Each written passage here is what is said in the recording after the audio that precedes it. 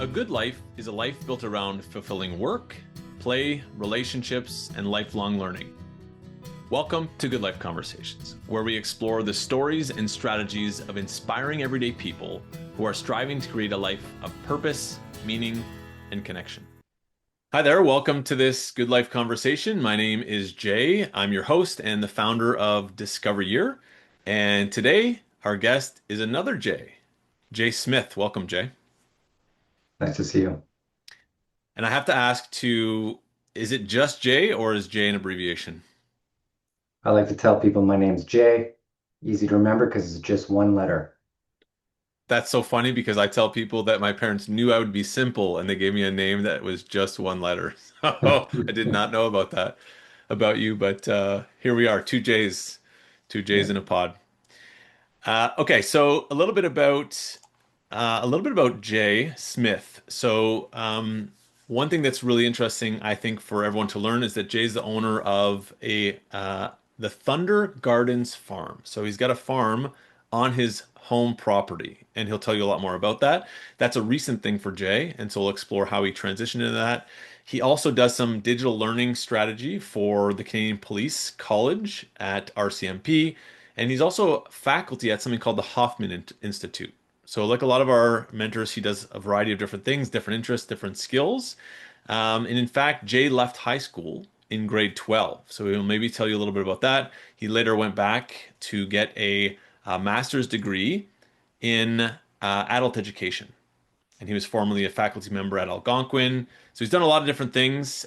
He's had a circuitous path as a lot of our mentors have. So Jay, we like to start with the same topic every conversation, which is tell us a little bit about the bookends of your day, any habits, routines, the typical way you time you get up, what do you do in the morning, and then how do you wind down, and what time do you go to bed? Great to be here, Jay.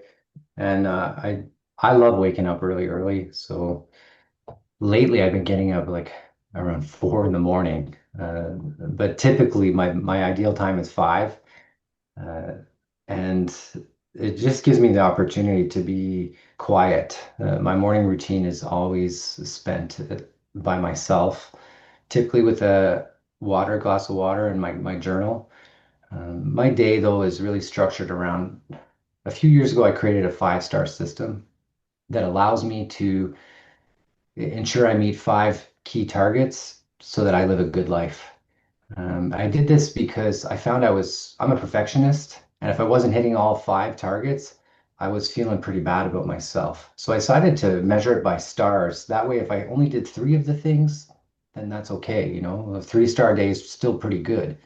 So my 5 things I must do every single day is one is start my day with a big glass of water. Easy 1 star. The second thing is always journaling. And then third is if I put some exercise in my day, I give myself a star. So whether that's weights or cardio. And then fourth is meditation. So that's quiet breathing exercises and silence or yoga. So one of those 2 things. So breath work and body movement, I count as a star, or meditation. And the last one is if I sit in my sauna or take a cold plunge. That's how I structure my day. I don't really have a morning routine other than my journal and my water.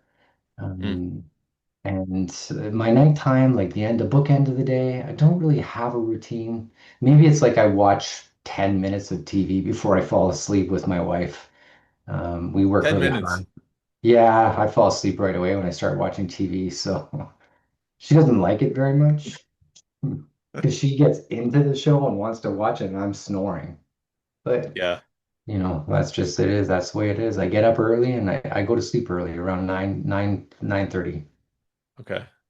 Yeah. So this is something that comes up a lot in these conversations because a lot of our mentors are, let's say middle age, and they often get up pretty early. And 4 is exceptionally early, I would say, but I suspect that you didn't get up at 4 a.m. in grade 12 or in your studies. So is this new for you? How did you learn to like this? Where did it come from? Actually, I when I was younger, I got a job that started at 7 a.m. and I had to take a city bus and I had to get up at 5 a.m. So when I was a teenager at 17 years old, I started getting up early and now I watch my own teenage son have to do that. He's up at 4:30. He's an electrical apprentice and he has to hit the road super early. And I tell him he's cursed. You know, you just can't come back from that. So I started early and it just became a habit. Mm. Wow, that is So, a lot earlier, I think, than most people. Okay, that's great. And if you can tell us maybe a little bit more about the journaling, if you're open to it, like why do you do that? How does it help? well, the journaling is twofold. First, I have a book that where I write down a gratitude list, and it's a gratitude list and three ways that'll make my day successful, three things I want to accomplish. So it's three things I'm grateful for and three things I want to accomplish, and then kind of just a one-liner on whatever is on top of my mind. So that's structured writing, and then I also have free writing, and it's always one page in my book. I just make sure I fill out a whole page, and it can be it's generally a lot of the things I'm struggling with. And I use this as a form of expression work, as a way to kind of take what's inside and put it on paper so I can get it out of my body. It's a mental health practice that I picked up that has really helped me kind of understand what's going on inside me. Mm. Um, some days it's about like what I'm trying to create. So I do free writing, like creative writing. But if I look back, most of it's what I'm struggling with. Mm. And you find like that's a way for you to just get it on paper, kind of like push it aside for the day, or like to like what is it doing for you? Well, I understand that in order to find compassion in my life, I need to do some expression work. So that's one of the reasons why I have exercise in one of my stars is expression work is a way for me to really just appreciate and forgive and have self-compassion. Because being well, a human and kind of like my history, my own personal history, I do I do know that I like have a lot of self-doubt. There's a lot of like self-criticism. And if I put that on paper and look at it, it gives me a different perspective. It allows me to look at myself as, well, a person who struggles with these things, but it also allows me to appreciate myself more. That's really great. One thing that I like about this is that in my experience, which is pretty vast in this realm of like mental health, counseling, etc., there are I find there are more women traditionally who talk about this kind of thing and like openly and about these habits. So I think it's I just personally as an aside, I think it's really great that you're sharing this because I think the role modeling for some of the young men would be helpful as well.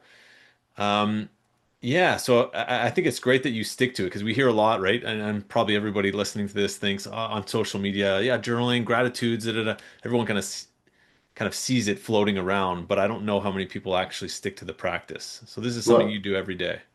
yeah, and if I could offer just a bit more on what it's like being a man with feelings, because I'll tell you this, like it is complicated. I don't understand my emotions. I can't label them. My wife asks me, "How are you feeling?" And I can't even come up with words sometimes. Um, so so the journaling gives me an opportunity to have that quiet reflection and check in with how I'm feeling. Mm. And it's been really important to my own emotional maturity to be able to reflect on what's going on inside me. So that's just a tool that I use to allow me to do that. Sorry, I hope you don't mind me laughing. The reason I'm laughing is because I connect so closely to what you're saying, and I've thought about this many times myself over the years. Like I am so impressed when people can name the very specific emotions, like especially when they're complex. It's not something I've ever been good at, but I have been getting better. But I connect to that idea um, Yeah. a lot. And another thing that jumped out at me that I don't know if other people noticed or not, but you had these 5 stars, and they're obviously very important to you, and not a single one, as far as I could tell, relates to your career or your job. That is correct, actually. And why do you think that is? Well, because if I take care of myself, and these are all around taking care of myself, then I'll show up as a whole person. I'll show up as a person who's ready to provide, deliver, and give. I just understand the importance of managing my own emotions, and my body is key there. Like I mentioned about taking a drink of water first. I used to start my day with coffee and Hmm. I would be dehydrated. And so I just decided that like I needed to take water first because water is life. So I look at my body and my spirit as being the most important part of who I am, and I take care of that first. And then when I show up at work, I'm ready to go. Hmm. That's awesome.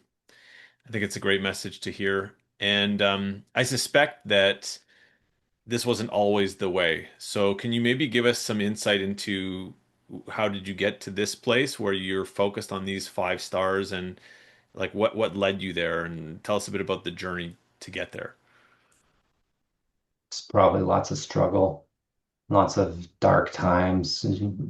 Being tired of the struggle led me there, searching for solutions because I was stuck in the same patterns every day, just reliving the same trauma, the same the same struggle, the same thoughts. And one of the things you mentioned about me being a Hoffman Institute faculty member, in fact, in 2021, I went to the Hoffman Institute as a student. This was when things really kind of hit ahead in my personal relationships, where I was faced with the same patterns, the same conflict, just reliving it over and over again and being aware of it so much and not knowing what to do. And when I went to this program, I found a new way of being, and that was the cycle of transformation, where the step one is awareness, where you identify your patterns. Once you identify the patterns, you trace them through your generations. You figure out where you learned them from, where your parents might have learned them from. Then you do some expression work. That comes in many forms. Writing is one of them. Exercise is another. Hmm. Meditation, singing. Expression work is the way that we get it out of our body. And then that leads to compassion and forgiveness. And, you know, finding compassion and forgiveness for others was where I started. But the most beautiful thing that's happened is I found compassion and forgiveness for myself. Hmm. Understanding that those patterns were just what I knew, and forgiving myself for the way I might have behaved when I was younger. And then that just led to a bunch of new behaviors, which those 5 stars are the new behaviors. And there's many other in my life that have permeated. But honestly, to adopt new behaviors, I really believe that you need to be able to forgive your former self, Hmm. because what that opens up space for you to bring newness in your life. And so, did you know that you were not forgiving yourself, that you were not being compassionate with yourself, or was it at that Hoffman Institute? And maybe you can just start by telling us what exactly is the Hoffman Institute, because probably a lot of people listening don't know what that is. And then tell us, did you understand there that you weren't forgiving yourself, you weren't being compassionate, or did you already know that? No, I had no clue Hmm. that I didn't even know what self-compassion really was, Jay. Like I didn't spend a lot of time thinking about that stuff. I didn't really understand. Like forgiveness, I think we all know from a tertiary level. Like we know what it means, we can define it, but to really embody it, no, I didn't even know that I needed to forgive myself. Hmm. The Hoffman Institute's a 7-day residential program where a group of people gather together and they walk through the cycle of transformation. It was actually created by a guy named Bob Hoffman out in California in the 1950s, and they've been teaching it the same way now for 70 years. Um, it's in Canada. They have about 8 processes a year, and people sign up because they've heard someone else gone through the process. That's how I found out about it. Someone I knew went through the process, and I watched her life change, and I thought that might be something that might work for me. Hmm. Is there one example or like a comparison that you can describe to us that kind of demonstrates what your life was like before and the struggle, and then since you've kind of adopted this process, in a similar context or scenario, how things are different now? Oh, yeah. Well, I would just say in conflict in my relationship, I'll use that example. Um, it was really hard for me to see where I contributed to the conflict in the relationship. I blamed other people. It was really easy for me to judge and find the fault in the other person. And that was a pattern of mine. I was quick to blame and quick to be self-righteous, like I'm right, you're wrong.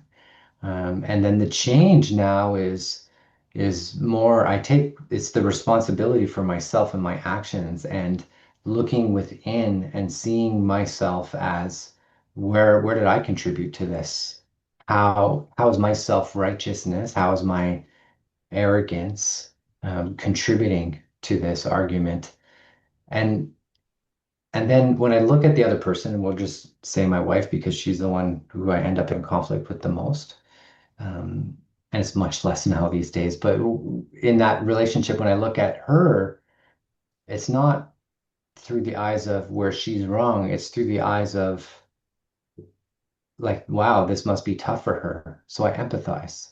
I Mm. see, I see the challenging feelings that she has. I can see that she's in pain too. So I'm not just open to my own patterns, but I'm also open to what she's bringing to the table in a very loving and compassionate way. I hope that answers your question.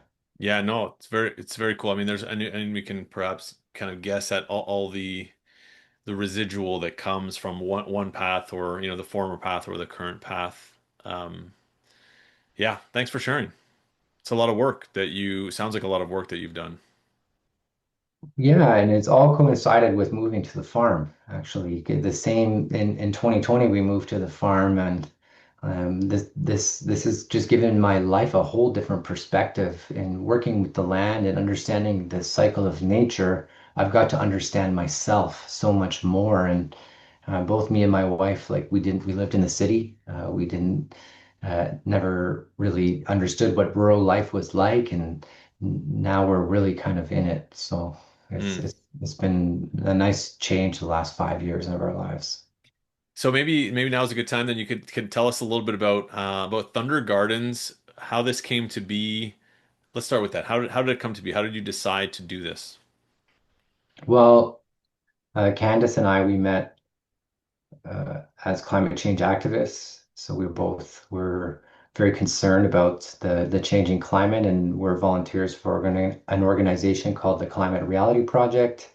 And we did some community work together and ended up becoming friends, and then fell in love and decided that we wanted to live on a farm because we were concerned that the, for the future of the planet, and we wanted to be able to develop some self-sufficiency and teach our kids how to grow food and raise animals. So we decided the best place to do that was on a farm. And so we actually put a vision board together. We had it in my office and at her office, and we would tell everyone about it as they would come in. They're like, "Oh, what's that?" "Well, we're going to live on a farm one day." It took us 5 years to find our property and to save enough money to be able to move here. And now we have everything that was on that vision board. We keep Mm. bees here, we have chickens, we raise turkeys every year. We grow like 20 varieties of seasonal flowers. We produce a lot of vegetables, more than we possibly can need. So we started donating some food to the local food bank. And it seems like every year our production has doubled in size. Our gardens have grown, and we just get more talented when it comes to producing the food. And we're really believe in regenerative agriculture. So we see the soil as a living organism and we care for it Mm. with the same quality that we care for our lives. So we are careful with what we put in the soil and what we take out of it. And the biggest thing that I love about the farm, to be honest, Jay, is that I'm a learning professional. I take opportunities where I have the most chance to learn something new and grow. And on the farm, every plant has its own body of knowledge. Like I'm never going to stop learning here, and that's what keeps me young. So I'm constantly learning every year about how to grow this new variety of eggplant. Because even within the family of the plant, the varieties have different ways that they're grown. So the learning is never going to stop. That's cool. I mean, that aligns well with our philosophy at Discover Year, which is, lifelong learning. And one of my favorite quotes from one of our mentors many years ago was, "Life is an experiment, not a test."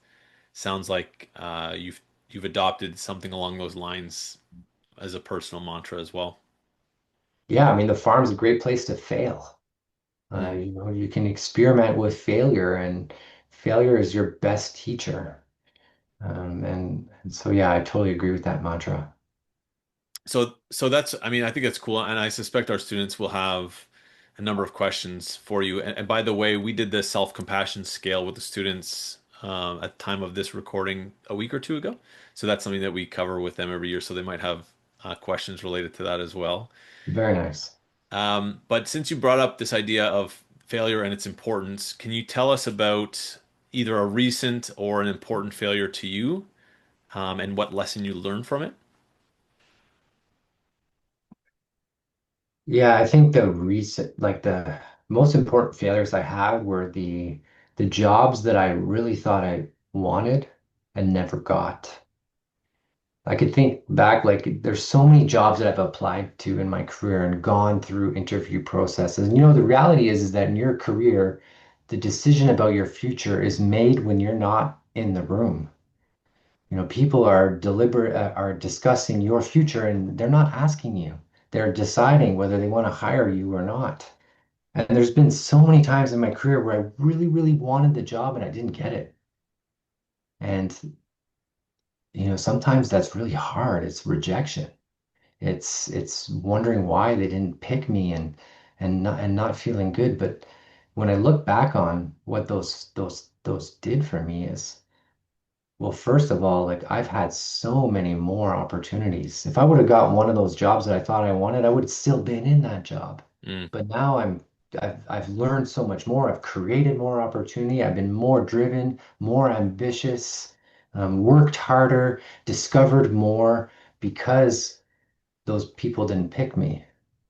And I've come to learn that when you don't get chosen for the opportunity, it's not because you weren't valuable enough. It's because I believe that my true value was hidden from them to protect me because I'm meant for something more. mm, mm. Um, I would have never been on this farm if I would have got the job that I thought I wanted 15 years ago, for example. So there's been many jobs that have passed me by, and I'm grateful now. But at the time, it's difficult when you're rejected for something that you think you want. Yeah. Yeah, it is. And I know a lot of our students will connect to that as well. A lot of them are in this process of discovery. You're kind of getting their first jobs and struggling mightily sometimes, and sometimes, being fired or going through all these things. So I think they'll connect to that. And I know for myself, I'm a much better entrepreneur than I ever was an employee. I always remember thinking as an employee, I was just fine. And I always remember thinking like, I'm not living up to my potential. I carried on for a long time, but I always felt like I didn't understand that entrepreneurship was the solution to that problem, but I could always tell that there was a problem. Like there just was something that wasn't right. So I connect to that as well.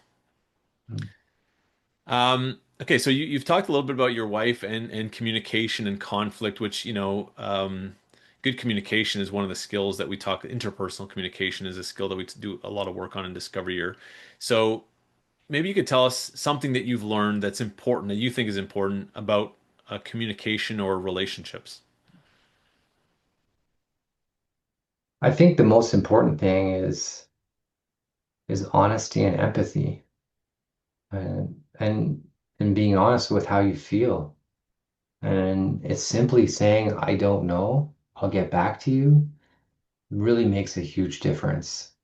Hmm. Um, because there's so many times that my wife will ask me, are you okay? Or is something wrong? And I am visibly agitated, physically agitated, but I'm fine. No, I'm good. Everything's fine. And what I've come to learn that in communication, if I want to like build a relationship with someone, being honest with them really matters and makes a difference. And like I said earlier, sometimes I don't know how I'm feeling. So I've learned to be able to say, you know what?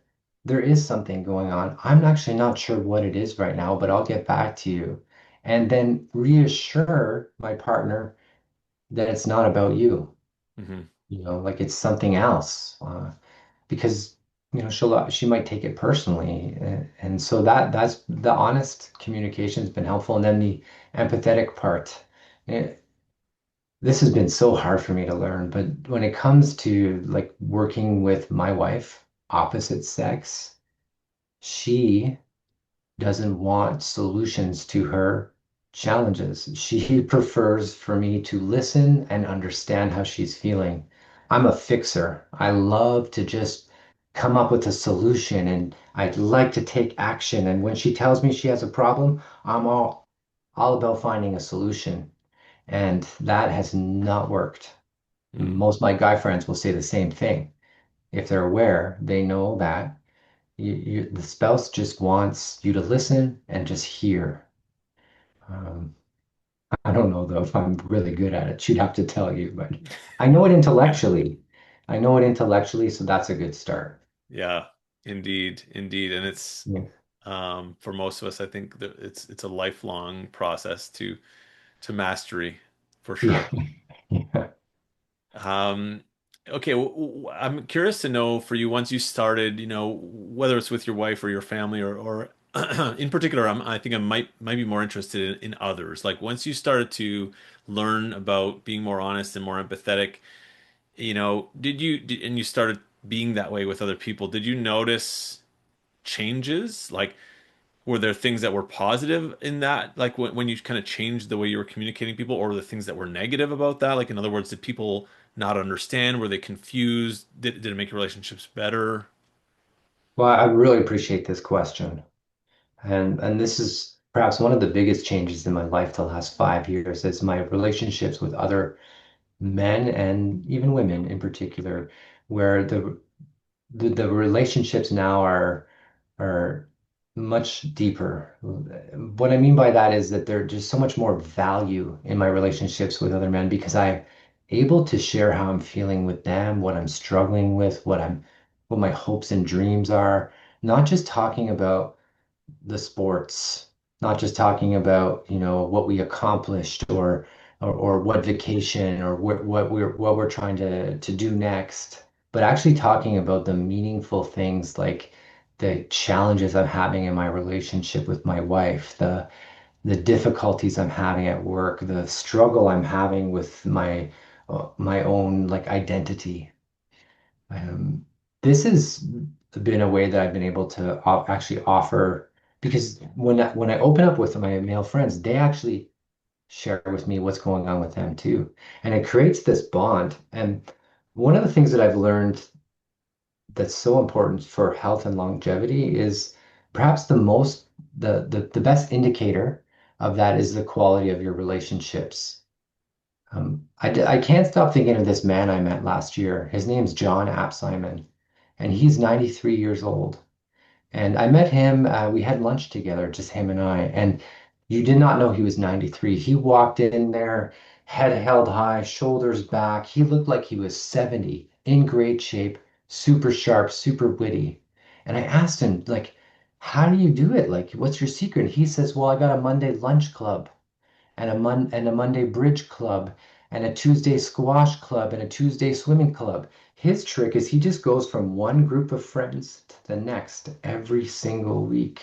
And he Hmm. said that's how he stayed sharp and full of life at 93. And so I think about that a lot. Hmm. Yeah. I mean, the Harvard study, I mean, I think, a lot of people have heard about, that the longest longitudinal study, I believe, in history. It's like 70 or 80 years now they're following people, and that is the strength of relationships, kind of non-intimate relationships was, I believe, the number one marker for a sense of purpose, fulfillment, and health. Happiness, yeah. Yeah, happiness. Yeah. That's cool. And the reason I ask is because I think again, modeling for young males too. I think we're getting better in like the male conception of what relationships are like. But I do even myself experience that there's a lot of there's a lot of room to grow as well. So when it sounds like for you, you started making these changes, and the people that you were around accepted this, and they didn't reject it, or were there people that you just decided, oh, this person is not, it's no longer on the same level, they no longer have the same kind of interests, and kind of moved on, or did everyone accept this? Not everyone, no, 100% no. And that's where the quality of your relationships is based on the time that you invest in them. Hmm. And you decide the time that you want to give to them. And honestly, you can't have a good relationship unless you invest time. And I definitely have people in my circle who don't reciprocate, look at me confused when I share an emotion, and I don't spend much time with them anymore. Yeah. I choose relationships that add value where I can add value and they add value to my life. And to me, I want to have rich conversations because that allows me to feel better about my own life. Yeah. It's great. Again, there's a lot of alignment. Unsurprisingly, we asked the students to do something that we call the authentic circle, and it relates to this. 3 to 5 people in your life that with whom you have a strength of relationship that they contribute to and you contribute to. So I think that's coming up for the students, so they can keep this in mind when they do that. Okay, I think we're just out almost out of time. I'd love a quick question and then the final question. And the quick question is. Tell us about Machu Picchu. That was in your bio. You said you hiked Machu Picchu, and that was kind of your most exciting travel experience. Can you tell us why? Oh, that was the honeymoon with Candace and I. We decided that would be our honeymoon. And why that was the best vacation that I ever did was just the reward. I mean, it was a 4 day hike through the mountains, and the the challenge that presented to us. It was the most physical, challenging thing I ever had to do because the altitude changes made it really hard to breathe. But you're also like in like a mountaintop rainforest. You're in the clouds, above the clouds. But then when you get to the final destination, like Jay, you ever look at the moon? Isn't it beautiful when it's a full moon? But then you look at a picture of the moon, it just doesn't look the same, right? You know, Yeah. and it's the same with Machu Picchu. I've seen it in photos, but when I climbed that peak and got to see it in real life, it was like something I'd never seen Mm. before. And it just, I felt the spirit. I felt alive, and it was super rewarding because of, I did that with someone who was really special to me, and that made it much more memorable. It's very cool. Thank you. I remember you remind I used to work on cruise ships, and I used to take a photo. My favorite time was like around sunset on the one of the top decks where when everyone would be eating dinner, so there'd be nobody around, and I would be up there and I would just see the sun setting over the ocean. I would take pictures sometimes. And they were always it was always so defeating because it was like it didn't capture almost any of the beauty and the emotions and stuff. So yeah, thank you anyways for bringing that Yeah, memory back. you're welcome. Um, which is another, great prompt for young people to get out and try stuff. Go instead of looking at the photos, go and do it. It is so different. So last question. We live in complex and complicated times, and for a young person, who's 18 or 20 years old, the world looks quite a bit different than it did, for you or I when we were that age. And so understanding that people are digesting, infinite information through their social media, their smartphones, digitally, AI, and now you moving to a farm and growing food with your bare hands, what advice would you offer to our young people to help them live a good life, whatever that might mean to them? I think I would just offer two things. First, it would be let go of how. What I mean by that is that it's important to have dreams and ambitions, And when you do have a dream and a goal, whatever that might be, focus on the end of that goal. So what I like to do when I set a goal is I like to close my eyes and I imagine myself accomplishing that goal. I picture what it will feel like when I reach that goal. And if you can learn to let go of how you're going to do it, and if you just focus on the feeling of what it's like to achieve that goal, and you imagine yourself accomplishing that goal, the how will fill itself in. Now, what is the goal? The goal to me is like, I don't think you need to pick a career. I don't think it's important to choose what job you're going to be in. I think in this new world, we need to be looking at what problem we want to solve. And for me, when I moved to the farm, the problem that I wanted to solve is I wanted to be self-sufficient in case there was a lack of energy, for example. And I wanted to be able to be self-sufficient. The problem that I wanted is my children to be able to have those skills too. So the problem I wanted to solve, well, the solution was to move to a farm. And I think that brought me so much fulfillment. I focus on solving problems like yourself, Jay, as an entrepreneur. I mean, that's one of the best parts of what you get to do in that profession is you solve someone else's problem and then you create value in this world. And I think if you focus on a problem that you want to solve, you're going to find personal fulfillment. And that's kind of what I would leave as a word of wisdom. Yeah. Focus on a problem you want to solve and then figure out how to get there eventually. Thanks, Jay. I know that our students will have some very interesting questions for you. You're an interesting person with an interesting path. So, thanks again for doing this. I look forward to meeting them. All right. Thanks for listening, everyone. This has been another Good Life conversation. We appreciate you tuning in and take good care for now.